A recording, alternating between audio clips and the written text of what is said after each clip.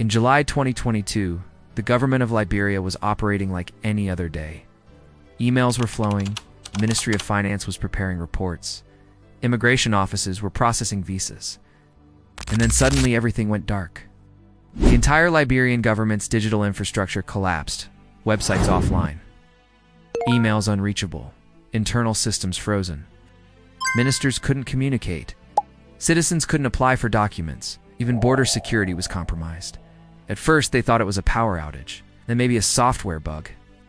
But the truth was far more shocking. They had been hacked.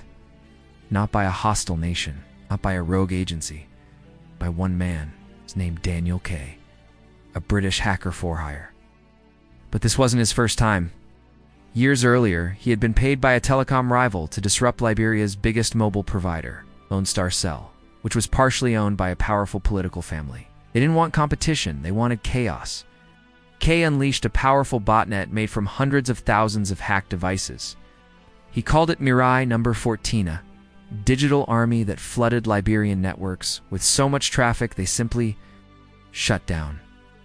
But this time, in 2022, he went further. Within 1 hour, he took down 15 ministries, including health, finance, and education. Databases were locked. Government backups were missing. No one could prove who was a citizen, who owed taxes, or even who was allowed to leave the country. Liberia was digitally paralyzed, and Daniel was sitting in a hotel room in Cyprus, watching it all happen. Eventually, the UK caught him. He was extradited. He served a short sentence, then disappeared from the public eye. But the cyber attic changed something deeper. It exposed just how vulnerable smaller nations are. A few lines of code, single hacker, and an entire sovereign state brought to its knees. Liberia has since tried to rebuild its digital systems, but the scars remain. Not just technical, but political.